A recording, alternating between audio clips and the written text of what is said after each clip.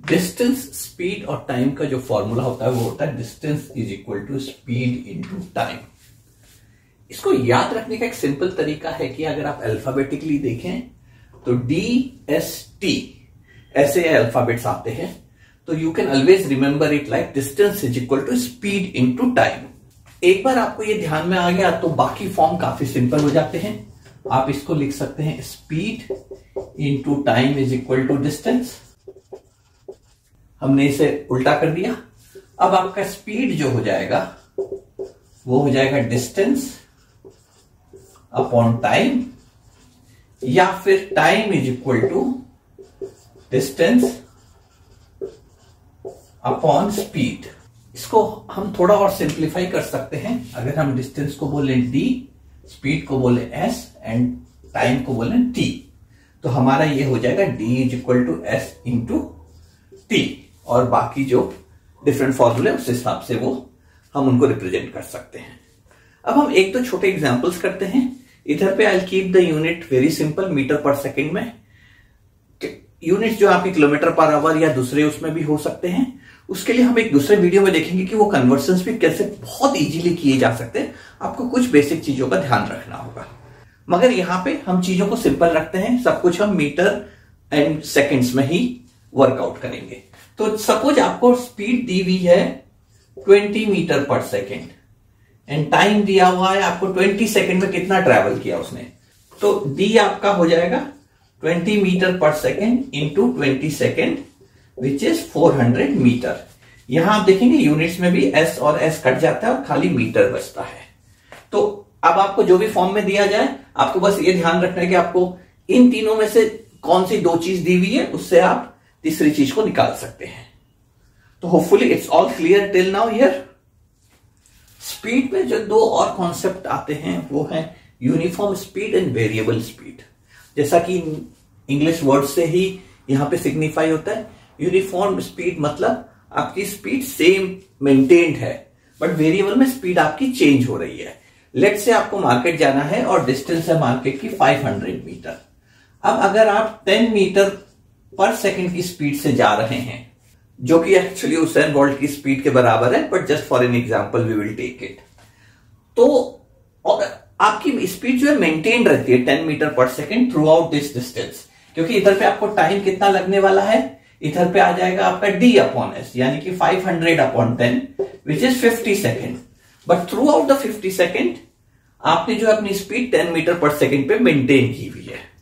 But variable speed में क्या होता है कि आप डिफरेंट पैचेज ऑफ जो डिस्टेंस है उसको डिफरेंट स्पीड से कवर कर रहे हो। जैसे आपको वापस मार्केट जाना है, बट आपने पहला जो 200 मीटर है वो 10 मीटर पर सेकेंड से किया, और दूसरा जो 300 मीटर है वो आपने लेट से 5 मीटर पर सेकेंड से किया। तो अब इस केस में अगर आपको टाइम निकालना है तो आपको इन दोनों पैचेस का अलग अलग निकालना पड़ेगा। तो यहां पे आपको कितना टाइम लगेगा, 200 अपॉन 10 यानी कि 20 सेकेंड, और इसको करने में आपको लगेगा 60 seconds. Okay, so total time आपको कितना लगा, 20 प्लस 60 यानी कि 80 सेकेंड्स। तो कॉन्सेप्चुअली बहुत सिंपल है ये। यूनिफॉर्म मतलब आपकी स्पीड सेम है थ्रू आउट जो आप डिस्टेंस कवर कर रहे हैं, और वेरिएबल में आपकी स्पीड जो है डिफरेंट टाइम्स पे डिफरेंट हो जा रही है। So hopefully this makes it very clear. अब हम बात करते हैं एवरेज स्पीड की। एवरेज स्पीड का कॉन्सेप्ट भी काफी सिंपल है। जैसा हमने यूनिफॉर्म स्पीड देखा, यूनिफॉर्म स्पीड में क्या होता है, स्पीड सेम मेंटेन रहती है throughout the distance travelled, throughout the time it takes to travel that distance. तो उस केस में आपकी एवरेज स्पीड और यूनिफॉर्म स्पीड सेम हो जाती है। बट अगर आपकी वेरिएबल स्पीड है तो उस केस में क्या होता है कि आपने एक हिस्सा तो अलग स्पीड से कवर किया और दूसरा हिस्सा अलग स्पीड से कवर किया। लेकिन अब आप बताना चाहते हो कि भाई अगर मैं यूनिफॉर्म रखता हूं उस स्पीड को, तो वो क्या स्पीड होती थी, वो डिस्टेंस उतने ही टाइम में कवर हो जाए। तो हम वही वेरिएबल स्पीड वाला एग्जांपल लेते हैं। तो हमने बोला था 200 मीटर जो है वो हम कवर किया 10 मीटर पर सेकेंड से, और 300 मीटर जो है वो कवर किया 5 मीटर पर सेकेंड से। ओके, तो अगर आप इधर पे देखोगे तो हमें कितना टाइम लगा था, यहां पे हमें लगा था 20 सेकेंड्स और यहां पे हमें लगा था 60 सेकेंड्स। तो टोटल टाइम कितना लगा? इट इज 20 + 60 यानी कि 80 सेकेंड्स।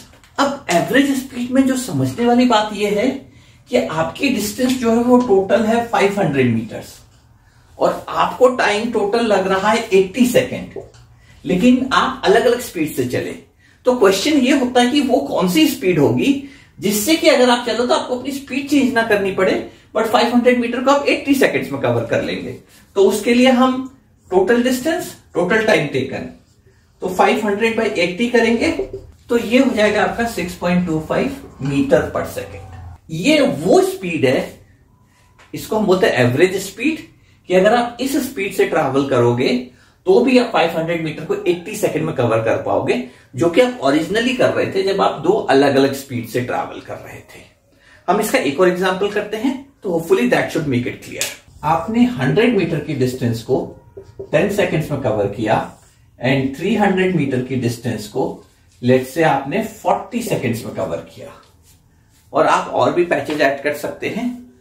अब आपको इसकी एवरेज स्पीड निकालनी है, तो यहां पे हमारी टोटल डिस्टेंस कितनी हो जाएगी?